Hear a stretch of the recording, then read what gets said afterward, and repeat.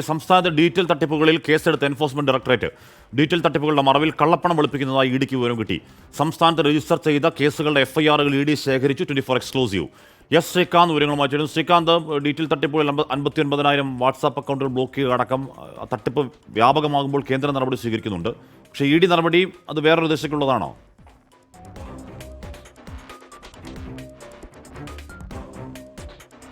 ഈ ഡിജിറ്റൽ തട്ടിപ്പുമായി ബന്ധപ്പെട്ട ആളുകളെ ഫോൺ ചെയ്ത് പണം തട്ടുന്നതിനപ്പുറം ഇതിന് മറ്റൊരു തലമുണ്ട് ഹാഷ്മി. അതായത് വിദേശത്ത് നിന്നടക്കം പണം ചില ബാങ്ക് അക്കൗണ്ടുകളിലേക്കൊക്കെ ഇട്ട്, അത് ചില യുവാക്കളുടെയൊക്കെ തന്നെ ബാങ്ക് അക്കൗണ്ടുകളിലേക്ക് ഇട്ട് അവരെ കൊണ്ട് ATM വഴി പണം പിൻവലിപ്പിച്ച് അതിൻ്റെ ഒരു വിഹിതം കൊടുക്കുക എന്നുള്ള രീതിയിൽ പുതിയൊരു തട്ടിപ്പ് നടക്കുന്നുണ്ട്. കഴിഞ്ഞ ദിവസം ഈ ഇൻഫോ പാർക്ക് പോലീസ് അത്തരത്തിൽ തട്ടിപ്പ് നടത്തിയ കൊടുവള്ളിയിലെ ചില ആളുകളെ അറസ്റ്റ് ചെയ്തിരുന്നു.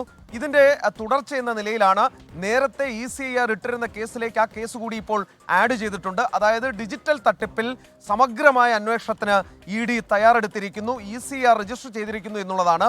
കൊച്ചി യൂണിറ്റാണ് ഈ കേസ് രജിസ്റ്റർ ചെയ്തത്. ഡിജിറ്റൽ തട്ടിപ്പുകളുടെ മറവിൽ കള്ളപ്പണം വെളുപ്പിക്കുന്നതായി EDക്ക് വിവരം കിട്ടിയിട്ടുണ്ട്.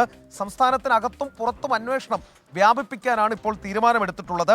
കഴിഞ്ഞ ദിവസം ഈ ഇൻഫോ പാർക്ക് പോലീസ് പിടികൂടിയ കേസിൽ ഹവാല ഇടപാട് നടന്നു എന്നൊരു സൂചന EDക്ക് കിട്ടിയിരുന്നു. അതിന്റെ അടിസ്ഥാനത്തിൽ കൂടി ആ FIR അടക്കം ഇതുവരെ കേരളത്തിൽ രജിസ്റ്റർ ചെയ്ത മുഴുവൻ FIRകളും എൻഫോഴ്സ്മെന്റ് ഡയറക്ടറേറ്റ് ശേഖരിക്കുകയാണ്.